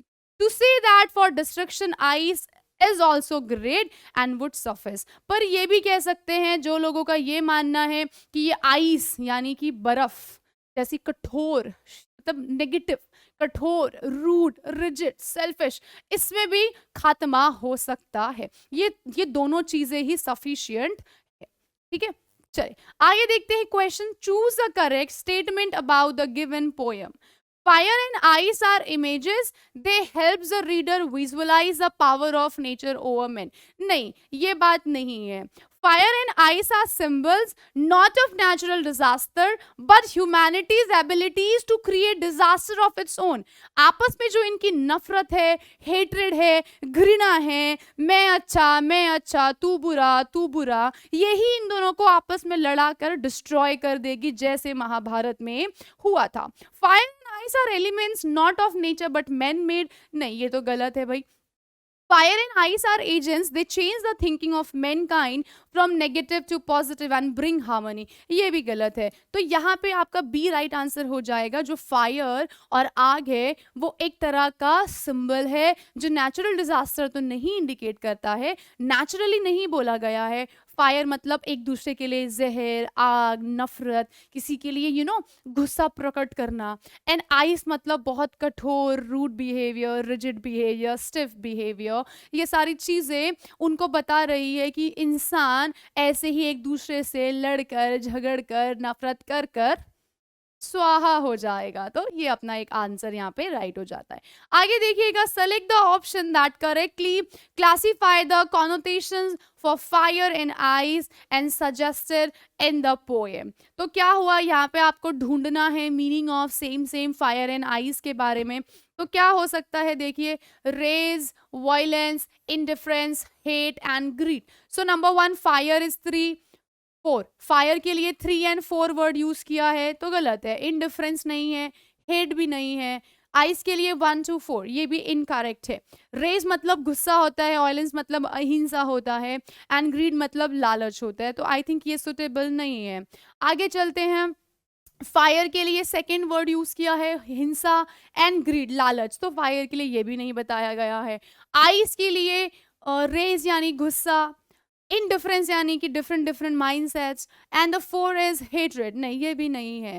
फायर के लिए यूज किया है गुस्सा, इनडिफरेंसेस एंड लालच, पर ये भी नहीं है। सो रियल मीनिंग क्या है फायर का? गुस्सा, ठीक है, अहिंसा और नफरत। तो ये किसके लिए यूज किया गया है बेटा? फायर के लिए, आग के लिए, नफरत, गुस्सा, वायलेंस, मार मार देंगे, तो ऐसे डिस्ट्रॉय करने वाली चीजें।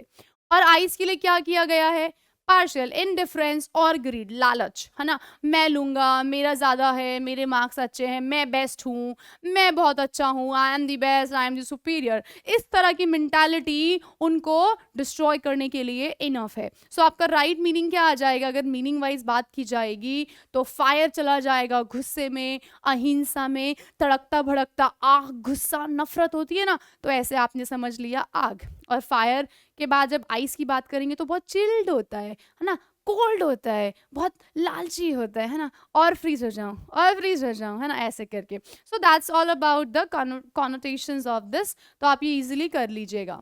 The poem is put dash across by the poet. अब यहाँ पे क्या बोला हुआ है? The poem is a put dash across by the poet. अब ये जो पोएम है इसमें एक वार्निंग आई गई है ना, एक थ्रेटन है, एक तरह से वार्निंग है, अलर्ट है, रेड अलर्ट है, हाई अलर्ट है। सो पावरफुल वार्निंग, सुधर जाओ, अभी भी देर नहीं हुई है, छोड़ दो इस नफरत के चोले को और आपस में भाईचारा रखो, ऐसे बोला गया है।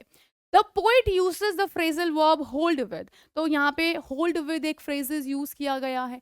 Choose the option that does not indicate a valid phrasal verb.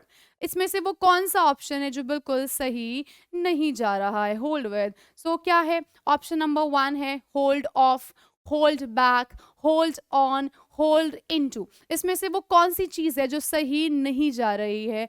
Choose the option that does not indicate a valid phrasal. तो ये एक बार को ठीक है, ये भी ठीक है, ये भी ठीक है। Hold of, hold back, hold on, hold into, तो ये जो है अपना ये हो जाएगा इनकरेक्ट। यानी कि इन तीनों का मतलब सेम निकल कर आया। होल्ड विद मतलब साथ में, ठीक है, होल्ड ऑन पकड़ के रखो, होल्ड बैक, पर होल्ड इनटू यहाँ पे इनकरेक्ट हो जाएगा, जिसका मीनिंग होल्ड विद नहीं आ रहा है। ठीक है, आगे देखिए, pick the option that is not true about the poet according to the extract. यानी कि उनके हिसाब से इसमें वो कौन सा चीज है जो लाइक की सही नहीं है, इनकरेक्ट है। So is incline to believe that the world would most likely end with fire. नहीं, ये बिल्कुल भी ऐसा नहीं कहा गया है, क्योंकि 2-3 रीजंस मांगे गए हैं। has heard divided opinions about the way the world would end in all likelihood। नहीं, ये भी आई थिंक मुझे लगता है नहीं सही है ना। preaches love and kindness to combat the spread of hate among all। declares the power of ice to be destructive। तो ये बिल्कुल गिवन था, ये भी बिल्कुल गिवन था, बचपना एंड ऑल। ये यहाँ पे इनकरेक्ट है, क्योंकि यहाँ पे love and kindness to combat the spread of hate among all जो है ये इनकरेक्ट हो जाएगा, क्योंकि ऐसा कुछ जिक्र किया ही नहीं हुआ है अपनी पोएम में। तो ये जो ऑप्शन है ये हो जाएगा इनकरेक्ट। ठीक है, अगला पैसेज देख लीजिए, सेम है। इसके क्वेश्चंस हम लोग आई थिंक 1 मिनट रुकिएगा। ठीक है बेटा, चले 1 मिनट देखिए, इसको वापस से रीड करिए, पूरा वापस से आ चुका है है ना. Some says the world will end in fire, some say in ice. For what I have tasted of desire, I hold with those who favor fire. But it had to perish twice. I think I know enough of hate to say that for destruction ice is also great and would suffice. तो ये सारी चीजें वापस से अभी हमने पढ़ ली थी. अब जल्दी से इसके क्वेश्चंस देख लेते हैं. The people of the world think that the world will end in. तो क्या कुछ लोगों का मानना है कि फायर एंड सुनामी में खत्म हो जाएगा, बर्बाद हो जाएगा. अर्थक्वेक और साइक्लोन में, मेल्टिंग ऑफ ग्लेशियर नहीं, फायर एंड आइस में. फायर का क्या मतलब हो सकता है, आपको भी बता दिया था, हेट और वायलेंस, ठीक है, और गुस्सा और रौथ, नफरत, अभौर, ये सारी चीजें आपको सिनोनिम्स में याद रखनी है. आइस का मतलब क्या है, इनडिफरेंस, अपने आप को आगे रखने वाला, तेरा भाई सबसे ऊपर है, लालच होना, ग्रीडीनेस होना, ये सारी चीजें आपको याद रखनी पड़ेंगी. सो राइट आंसर क्या है, फायर एंड आइस में ये पूरा जो वर्ल्ड है वो तबाह हो जाएगा, खत्म हो जाएगा. The poets opinion is that the world will end इन, क्या है इसमें से, उनका ये मानना है कि शायद आग में, क्योंकि आजकल के लोगों को हेट्रेड बहुत है, नफरत बहुत ज्यादा है, गुस्सा बहुत ज्यादा है, ठीक है, रौत भी बहुत ज्यादा है. तो उनके हिसाब से उनका ये मानना है कि आग यानी फायर से ये पूरा जो वर्ल्ड है वो डिस्ट्रॉय हो जाएगा, क्योंकि लोगों के अंदर एक दूसरे के लिए नफरत, गुस्सा, मार काटने की भावना बहुत ज्यादा है, जिसकी वजह से ये वर्ल्ड अपने आप ही एंड हो जाएगा. Find the word from passage which means the same as endless greed. इसमें से वो कौन सा ऐसा वर्ड है जिसने आपके लालच को नहीं खत्म होने का समझाया है. सो फेवर मतलब क्या होता है, किसी को फेवर करना, किसी के लिए पार्शल होना. Find the word from passage which means the same endless greed. Perish मतलब destroy होना, destruction मतलब बर्बाद होना, destroy होना. So average is the word जिसमें आपका एंडलेस, आपका जो लालच है, ये भी चाहिए, बंगला भी चाहिए, घर भी चाहिए, टॉप रैंक भी चाहिए, आईआईटी भी क्रैक करना है, जेई भी क्रैक करना है, ना जाने क्या क्या, आपकी अनएंडिंग ग्रीड है जहां पे खत्म ही नहीं हो रहा है, खत्म ही नहीं हो रहा है. Who is the poet of this poem, again ये बहुत सिंपल क्वेश्चन है. रॉबर्ट फ्रॉस्ट है, कुछ ज्यादा मेहनत करी नहीं. रॉबर्ट फ्रॉस्ट जो है वो इसके राइट आंसर हो जाएगा. आगे चलिए, the rhyme scheme of the given line. अब यहाँ पे वापस चलते हैं अपनी पोयम की तरफ को. 1 2 3 4 1 2 3 4, ठीक है. यहाँ पे फर्स्ट, ये फर्स्ट एंड ये फर्स्ट, फिर ये सेकेंड वाले पे, यहाँ पे ये फर्स्ट, ये वाला वर्ड, ये वाला वर्ड और ये वाला वर्ड, ये साथ में है शायद, है ना. To say that for destruction ice is also great, ये साथ में ही है. अब यहाँ पे सबसे पहले हमने लिख दिया, ये है अपना ए, ये अपना B, A B, again A B A B. गलत हो गया क्या, ए बी ट्वाइस आइस, सही है, सही है, ए बी, ठीक है. चलिए, सो ये हो गया आपका राइट राइम. क्या हो जाएगा, ए बी ए बी ए. कहाँ गया, देखिए, fire ice, desire fire, desire fire, A B A. तो ये आपका आंसर हो जाएगा ए, ठीक है. क्लियर है बेटा. अगला क्वेश्चन क्या है बेटा, the rhyme scheme of the given line. अब जो दिए हुए हमारे 8 पोएम्स में लाइन है, 8 लाइनें हैं, उसमें क्या होगा. सो ए बी सी, ये सारी चीजें हैं. तो फटाफट से हम लोग यहाँ पे देख लेते हैं आके पोएम में क्या है. ये अपना है ए, ठीक है, ये हो गया अपना, ठीक है. अगला हो गया ये वाला, इतना. तो अपने पास आ गई 8. अब 8 में से आपको समझना है, ये हो जाएगा ए, ये हो जाएगा बी.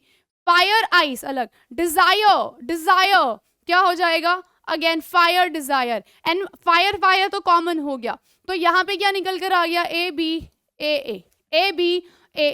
इसमें क्या हो गया, again A, twice hate, B twice ice, A and suffix B. तो इसमें क्या बन गया, ए बी. तो आपका जब क्वेश्चन आया ये वाला राइम ढूंढने वाला, तो यहाँ पे आपको क्या मिल गया? सिंपल मैम, क्या है answer? A B A and A, ठीक है।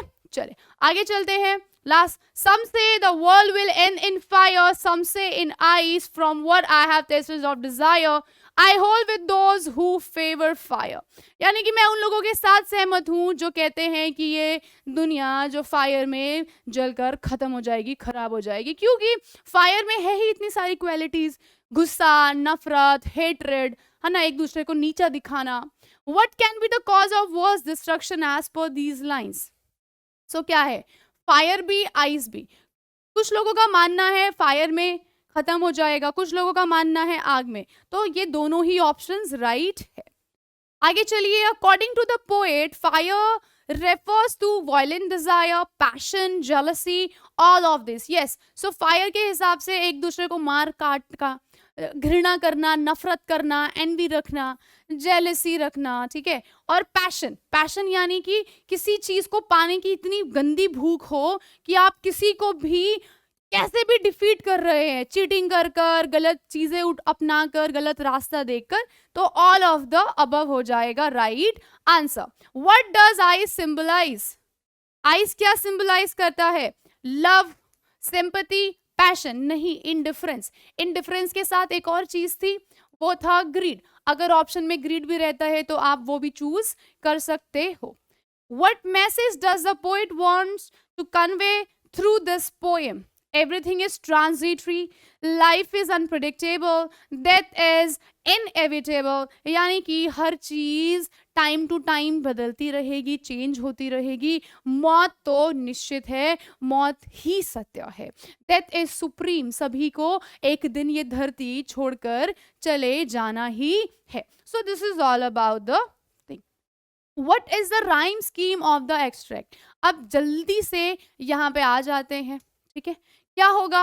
Fire, ice, desire and fire. A B A. तो आपको आपका आंसर मिल गया. सो राइट आंसर क्या हो जाएगा बेटा? राइट आंसर हो जाएगा आपका, क्या होगा? ए बी ए. तो this is the right answer. I think इसको इतना सॉल्व करने के बाद अब आगे देखिए, आगे क्या है इसके.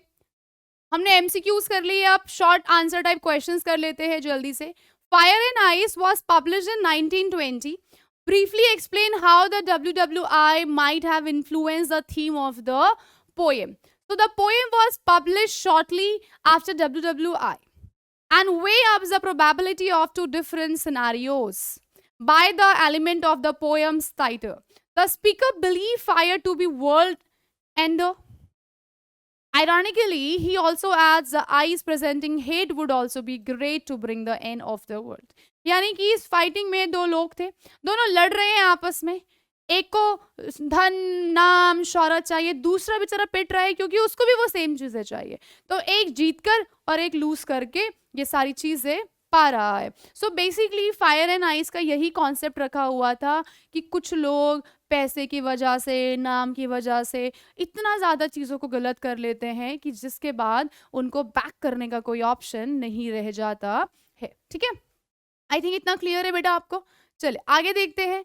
The tone of the speaker contrast the seriousness of subject matter. The tone of the speaker contrasts with the seriousness of the subject matter. जिस तरह से अपना रॉबर्ट फ्रॉस्ट इस चीज को बता रहा है वो बिल्कुल ऑपोजिट है, वो कॉन्ट्राडिक्ट कर रहा है. The Fire and Ice is a symbolic poem by Robert Frost. The poem wants to aware the humanity and everything will end one day as a result of human misdeeds. यानी कि इंसानों की जो unwanted Dzire है, unwanted need है, वो एक दिन इस सभी चीज को खत्म तो करके ही रहेगी, क्योंकि डेथ इज सुप्रीम. अगर आप बॉर्न हुए हैं तो आपकी डेथ भी निश्चित है. His aim is aphorism brevity for Frost truth remains ambiguous. यानी कि जो यहाँ पे जो रॉबर्ट फ्रॉस्ट है वो जो इस बात को बताना चाहता है, उनका जो एम है कि हम लोग कई बार आपस में दूसरे से लड़ने झगड़ने में इतना बिजी हो जाते हैं कि हम प्यार लव ये सब का मीनिंग ही कहीं बहुत दूर छोड़ आते हैं. That's why the tone contrast with the seriousness of the subject matter. यहाँ पे आपको एक चीज समझनी होगी कि जो अपना रॉबर्ट फ्रॉस्ट है वो आखिर क्या बताना चाहता है. मतलब उसको समझाना चाहिए ना कि नहीं नहीं you are not suppose to be do this, आपको ऐसे नहीं करना चाहिए, आपको ये सारी चीज़ें ऐसे नहीं बोलनी चाहिए, है ना. सो इन शॉर्ट उसने बड़े ही ऐसे फैक्ट में ये चीज़ें समझाई है कि जिसको अलग लेवल पे लिया है. मतलब उसने समझाया है कि यार सच तो अभी भी कंप्लीटली क्लियर नहीं हो पाया है. His aim is aphorism brevity for Frost. Truth remains ambiguous. That's way the tone contrasts with the seriousness of the subject matter. मतलब वो clearly ये भी बोल रहा है कि हाँ हाँ मुझे पता है ये अर्थ खत्म हो जाएगा, लालच ग्रीडी पैशन की वजह से, अहिंसा की वजह से, एक दूसरे को नीचे गिराने की वजह से, पर वो कंक्लूजन की बात नहीं कर रहा है. तो इसीलिए समझ में नहीं आ रहा है कि वो किसके फेवर में बात कर रहा है. आगे देखिए, evaluate the line. Some say the world will end in fire, some say in ice in the context of volcanic eruptions, forest fires, meteor collision, melting ice caps, etc. अब आपको यहाँ पे थोड़ा सा एक्सप्लेन करना है. The lines some says the world will, some says the world will. Okay so क्या था यहाँ पे. अब सॉल्यूशन में आपको ये आंसर करना है एवेल्युएट द लाइन सम से. मतलब इस लाइन को कि जो वर्ल्ड है कुछ का मानना है कि ये फायर में खत्म हो जाएगा, फायर से खत्म हो जाएगा, और कुछ का मानना है कि आइस में खत्म हो जाएगा. In the context of volcanic eruptions, forest fires, meteor collision, melting ice. अब आपको इसको इस वे में आंसर करना है कि जो यहाँ पे कहना चाहता है कवि वो क्या कॉन्टेक्स्ट में कहना चाहता है. So in the poem Fire and Ice, the poet considers age-old question of whatever the world will end in fire or in ice. This is similar to another age-old weather. It will be preferable to freeze to death or burn to death. The either option would achieve its purpose sufficiently, maybe in the storm of volcanic eruptions, forest fires or melting ice caps. यानी यहाँ पे दो चीजें बोली गई है. वो कहता है कि यार फायर मतलब आपको पता है हिंदू कल्चर में जब डेड बॉडी जो होती है वो जला दी जाती है तो उससे उनका खात्मा हो जाता है, एंड हो जाता है. और अगर फ्रीज की बात की गई है तो आपको पता है कुछ लोगों की कल्चर में उनकी बॉडी को बरी कर दे, दफना दिया जाता है. तो कहीं ना कहीं लोगों का मानना है ये एक कॉन्ट्राडिक्शन है. आप इस सेम लाइन को दो अलग फॉर्म पे बता सकते हो. The either would option achieve it's purpose sufficiently may be in storm of volcanic, या तो वॉल्केनिक की वजह से, या फिर फॉरेस्ट में आग लग जाने की वजह से, या फिर पूरा जो आइस है वो मेल्ट हो गया है और दुनिया तभी भी तबाह हो गई है. सो ये ऐसे आपको यहाँ पे एक्सप्लेन करना पड़ेगा इस कॉन्टेक्स्ट में कि मान लीजिए वॉल्केनिक इरप्शंस की वजह से, फॉरेस्ट फायर की वजह से, मीटियोर कॉलिजन्स की वजह से, या फिर एक्सट्रीम मेल्टिंग की वजह से ये सारी प्रॉब्लम्स हो रही है. Fire and ice project a pessimistic outlook. माना जाए तो ये एक नेगेटिव एस्पेक्ट है बेटा, ठीक है, किसी भी क्वेश्चन का. तो यार जो रॉबर्ट फ्रॉस्ट है वो कह तो रहा है कि मैं फेवर में हूँ, पर फिर वो ये नेगेटिव बातें क्यों कर रहा है कि हाँ मैं उन लोगों के साथ हूँ जो कहते हैं कि ये पूरी दुनिया आग में जलकर खत्म हो जाएगी. तो ये क्या कॉन्ट्राडिक्शन है. तो according to Robert Frost, fire and ice project a realistic outlook rather than a pessimist one. The poet brings forth the view that the world will soon end. It can be either by fire or ice. He mentions that he has tasted everything in life after the World War I. So it would soon end either with the greed or indifferences. या तो काले गोरे की भीड़ में, मोटे पतले की भीड़ में, अमीरी गरीबी की भीड़ में ये दुनिया खत्म हो जाएगी लड़ लड़ के, या फिर तेरा भारत, तेरा केओसी मेरा पीओसी, ये करते करते ये दुनिया ऐसे ही खत्म हो जाएगी. वर्ल्ड फर्स्ट वर्ल्ड वॉर के बाद रॉबर्ट फ्रॉस्ट ने ये फील कर लिया था कि ये तो तय है कि तय तो कुछ भी नहीं। इसीलिए यही मेन रीजन था कि उन्होंने कहा एक दिन इस दुनिया को तो खत्म होना ही है, तो काय को इतना लड़ते हो, काय को इतना नफरत, हेट्रेड, एक दूसरे के लिए नेगेटिव एनर्जी, एक दूसरे के लिए वो गलत भावनाएं रखते हो यार, कुछ नहीं बचेगा, सब चला जाएगा। तो किसी का डायलॉग था कि भगवान ने चीज़ों को बनाया यूज़ करने के लिए और लोगों को एक दूसरे से प्यार मोहब्बत से रहने के लिए, पर आजकल के लोग ने उसे वाइस वर्सा कर दिया है। ठीक है, आई होप इसमें इतना क्लियर है बेटा, समझ में आ रहा है ना आपको। लालच और उनके इन डिफरेंसेस की वजह से, उनके बीच में डिफरेंसेस की वजह से वो लोगों ने ये पोतरे किया, ये पूरा दुनिया खत्म हो जाएगा एक दूसरे से जलकर राख होकर, नेगेटिव एनर्जी को रख कर। अगला क्वेश्चन देखिए जो 6 मार्क्स में आता है भाई, ये वाला क्वेश्चन बहुत ज़्यादा इंपॉर्टेंट है, आपको ये वाले क्वेश्चंस को बहुत ज़्यादा सॉल्व करना पड़ेगा। Imagine that Nelson Mandela read fire and ice. मान लीजिए नेल्सन जी जिन्होंने इतना बड़ा संघर्ष किया काले गोरे के बीच को, डिफरेंस को हटाने के लिए, कई साल तक वो अपने जेल में बिताए। Right a diary entry associating the impact of trouble history of south Africa with the idea express in the poem. इस पोएम में भी तो यही कहा है, गोरे काले बड़े रिच गरीब पुअर, ये सारी चीज है। You may begin like this, आप इस तरह से शुरुआत कर सकते हैं। 10th May 1994 Tuesday 10 p.m. Today, when I am the president of South Africa, I cannot recalling Robert Frost fire and ice, है ना, I cannot help recalling, मैं अपने आप को रोक नहीं पा रहा हूँ रॉबर्ट फ्रॉस्ट की उस पोएम का जिक्र करने में जिसने उसने बताया है इंडिफरेंसेस, लालच, पैशन, नफरत, घृणा कैसे हम लोगों को बर्बाद कर देगी। ठीक है, the poem talks about the fire, symbol of dark side of humanity, hatred, lust, ठीक है। I stand for coldness and rigidity, यानी कि अगर आपके हेल्प से किसी का भला होता है तो हम हेल्प नहीं करेंगे, वो आगे बढ़ जाएगा ना भैया, हम कैसे उनको आगे बढ़ा सकते हैं, इस तरह की गलत धारणा रखना। ह्यूमंस हैव बिकम इनसेंसिटिव, अभी जो मैम ने आपको एक डायलॉग चिपकाया था वही वाला कि इंसान क्या करता है, चीज़ों को प्यार करता है, संभाल के रखता है और लोगों को आजकल इस्तेमाल कर रहा है अपने अपने अलग अलग मोटिव के लिए। Insensitive, indifferent towards the feelings of others. They have become selfish, sometimes very cruel, बहुत बदतमीज हो जाता है, बहुत रूड हो जाता है, कुछ भी बोल देता है, किसी का भी दिल दुखा देता है बिना सोचे कि आज जो ये साइकिल है ना भाई, ये घूम कर कल तुम्हारे पास भी आएगी, करवायस, है ना। ठीक है, सो this is all.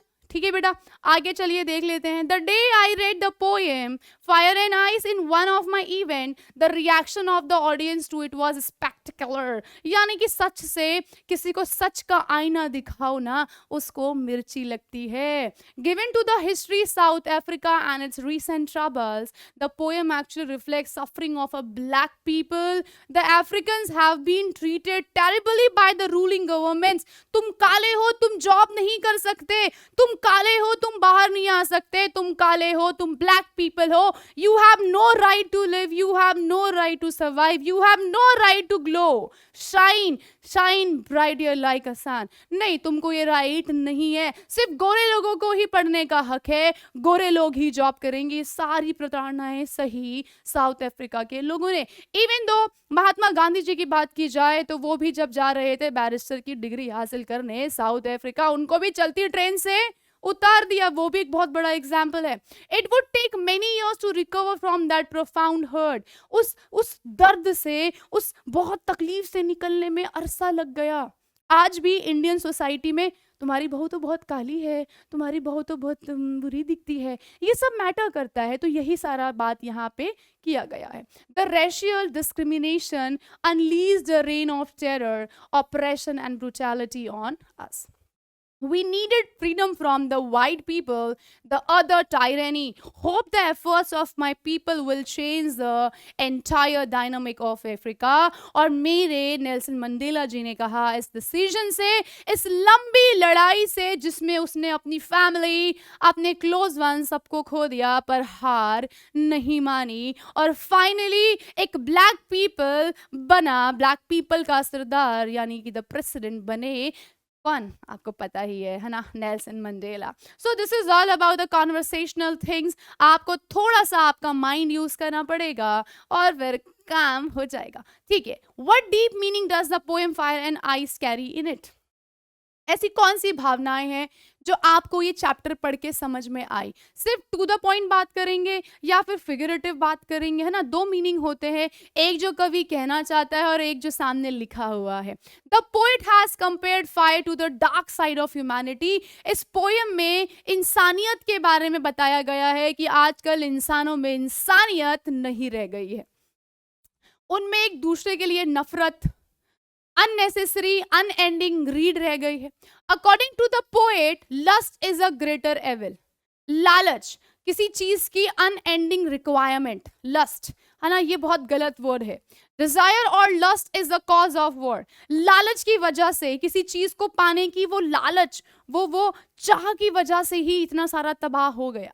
Hatred is also harmless. So the poem Fire and Ice represent the two evils, hatred and lust, which lead to destruction of the world.